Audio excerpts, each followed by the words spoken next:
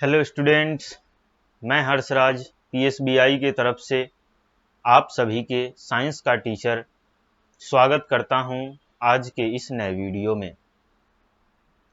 आज के वीडियो में हम लोग बात करने वाले हैं फॉर्मेटिव असेसमेंट। इसमें हमारा आज का क्लास जो है यह 4th नंबर क्वेश्चन को कंप्लीट करेंगे। इससे पिछले क्लास में हम लोगों ने क्वेश्चन नंबर 3 जो कि हमारा आंसर द फॉलोइंग क्वेश्चंस था, इसको हम लोगों ने कंप्लीट किया था और आज के क्लास में हम लोग इससे आगे बढ़ते हुए 4th नंबर क्वेश्चन को कंप्लीट करेंगे। तो आप लोग देख पा रहे होंगे कि हमारा जो 4th नंबर क्वेश्चन है वह क्या है, tick the right and cross the wrong statements. यानी कि सही स्टेटमेंट को टिक करना है और जो गलत स्टेटमेंट है उसको क्रॉस करना है। ठीक है, जो राइट स्टेटमेंट है उसको टिक करना है और जो स्टेटमेंट गलत है उसको क्रॉस कर देना है। तो इसमें हमारा ए नंबर क्वेश्चन कहता है we should cross the road only when the traffic light is red.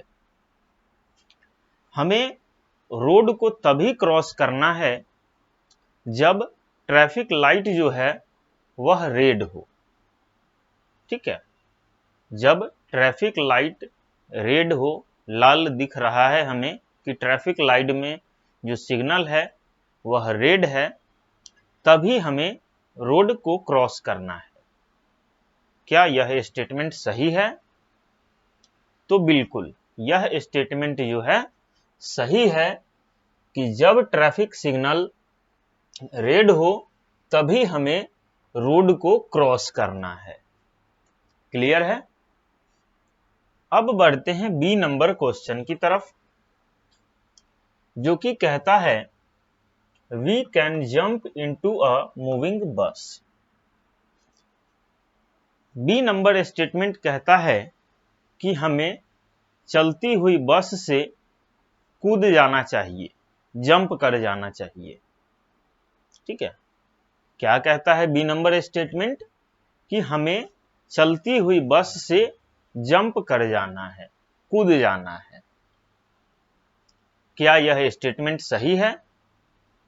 तो बिल्कुल नहीं, यह स्टेटमेंट बिल्कुल गलत है, क्योंकि हमें कभी भी चलती हुई बस से जंप नहीं करना है। क्लियर है? तो यह स्टेटमेंट जो है बिल्कुल गलत है। सी नंबर कहता है we may get a shock if we play with fire.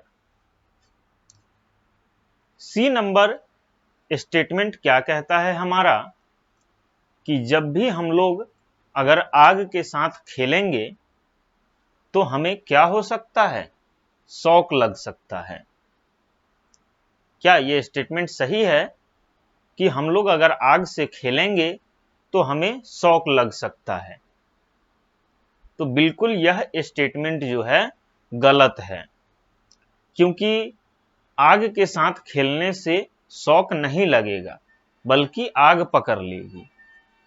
यहीं पे अगर हम इलेक्ट्रिक एप्लियंसेस रहता, यानी कि बिजली के सामान से खेलने पे शॉक लगता, तो यह स्टेटमेंट सही था।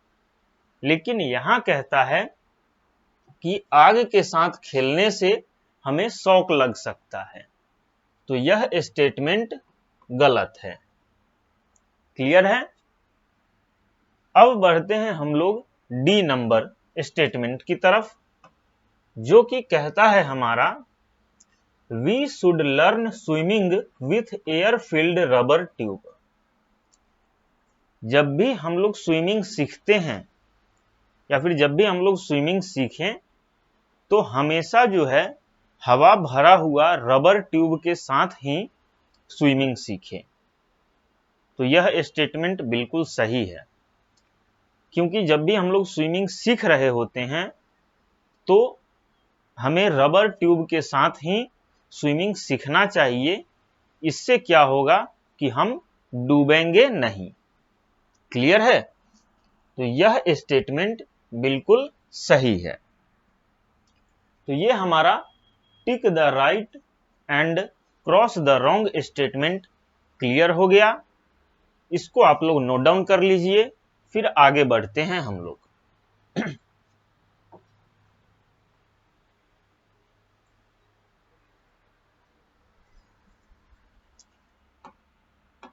आगे कहता है हमारा 5th number question, multiple choice questions. Clear है?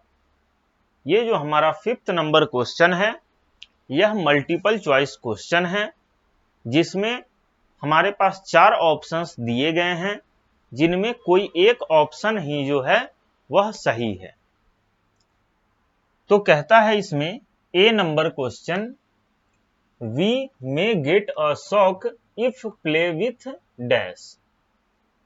हम लोगों को शॉक लग सकता है अगर हम लोग इलेक्ट्रिक वायर्स के साथ खेलते हैं तो। अगर हम लोग इलेक्ट्रिक वायर्स के साथ खेलते हैं तब हमें शॉक लग सकता है। क्लियर है? चलिए अब आगे हमारा बी नंबर क्वेश्चन कहता है, we should cross the road at dash. हमें जो है रोड क्रॉस करना चाहिए। कहां से? तो 3rd number option, zebra crossing से। हमें हमेशा रोड जो है वह जेब्रा क्रॉसिंग से ही क्रॉस करना चाहिए। क्लियर है? तो ये हमारा मल्टीपल चॉइस क्वेश्चंस भी यहाँ पे खत्म हो गया। आप लोग इसको भी नोट डाउन कर लीजिए, फिर आगे बढ़ते हैं।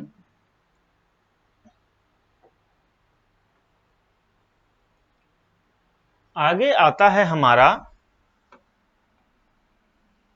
6 नंबर क्वेश्चन, जो कि क्या है, give 1 word for each one of the following.